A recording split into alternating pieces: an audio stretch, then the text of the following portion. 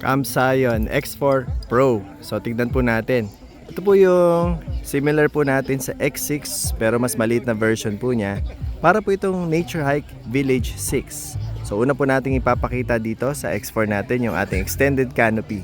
So mapapansin, naglagay po ako ng table dito, dalawang chair para mapansin nyo po na kung may nakaupo pa dito sa part na to, hindi pa siya masikip, meron pa siyang awning dito or canopy. So covered pa rin po yan. So kaya po yan na apat, dalawang chair lang po kasi dala ko. So yan, kaya po yung apat. Ayan po yung covered area sa awning po ng ating X4. Meron din po siyang sidewall. Ayan, yung sidewall po niya, pwede din pong tanggalin yung zipper. Pag tinanggal nyo yung zipper, pwede rin pong i-roll yan para may view naman po kayo dito sa side. Yan. Tapos naman, kung gusto nyo tanggalin tong extended canopy, pwede din. Kasi po, zipper lang po yan. No? So, zipper lang po siya. Pwede nyo pong alisin yan. Yan. Pag inalis nyo po yan, ayan, mas maiksi po yung inyong canopy. So, yan po yung front niya. Sa sides naman, so tignan natin, meron kang windows on all sides. Enough na rin po yung mga pegs nito. Yan, marami pong peg yan. Naglagay nga po ako dyan. Tapos dito rin po sa loob, meron din. Paikot po yung pegs na nilagay ko.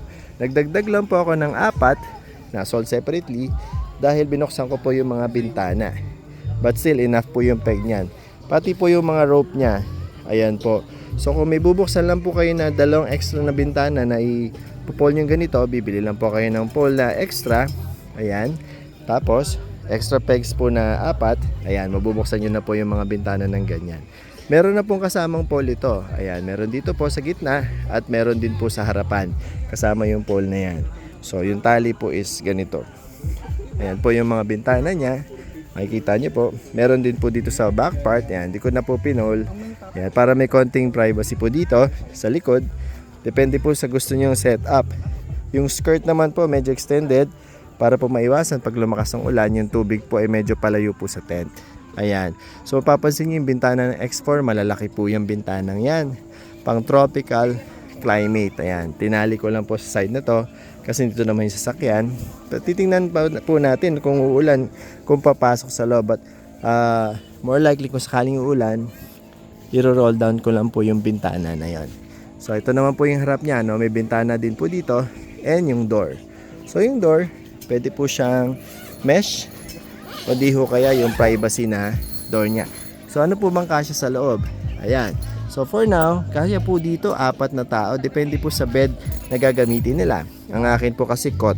Kung double bed po ang nilagay nyo dito, double bed po na meaning 1 double bed, pwede po ito maging living area nyo. So pwede po nyo lagyan ng table. Pwede rin kayo kumain sa loob pag ayaw nyo kumain sa labas. Ayan, pwede po o kaya sofa. Pwede po dyan. So, tingnan po ulit natin yung ating door. Ayan o. So, dito sa main door, pwede rin nyo pong isara ito. Fully. Tapos, ilalagay nyo po itong privacy door nyo. Ayan. Kung gusto nyo may privacy. Pwede rin buksan itong bintana na to. Ito po, at ito ay similar ng size. So, halimbawa, isasara natin to. Gusto natin privacy. Ayan. Angat lang po natin to. Ayan, nasara na po yan. So, may privacy na po kayo niyan.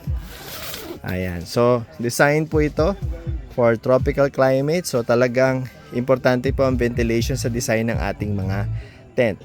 May pocket po dito. Meron din pocket po dito sa side na ito. May sabitan din po tayo ng ilaw. Ayan. So, also, ang height ko po is 5'6". So, makikita nyo po. Ayan. So, hindi po ako nauuntog, ano? Pero kung tumangkad-tangkad pa po ako, siguro medyo tama na po itong tent na ito for me. Ayan. So pwede rin nilang i-clip yung pinto na ito dito sa side. Ayan. So pakita din natin yung canopy niya na hindi siya nakadikit dito sa main tent. Labas po tayo ulit. Ito po oh. Papansin nyo po oh, ito po yung bubong niya. Tapos ito po yung mesh niya. Hindi nakadikit. Importante po yan kasi pag nasisinagan po ito ng araw, syempre, hindi po siya nakadikit dito para po meron tayong airflow. So, napaka-importante po niyan para sa ating tent. So, muli po, ito po ang ating Camzion X4.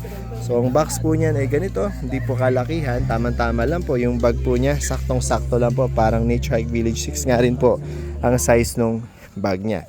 So kung gusto niyo po itong tent na to, kontakin niyo lang po kami sa Camp Sayad. Salamat po.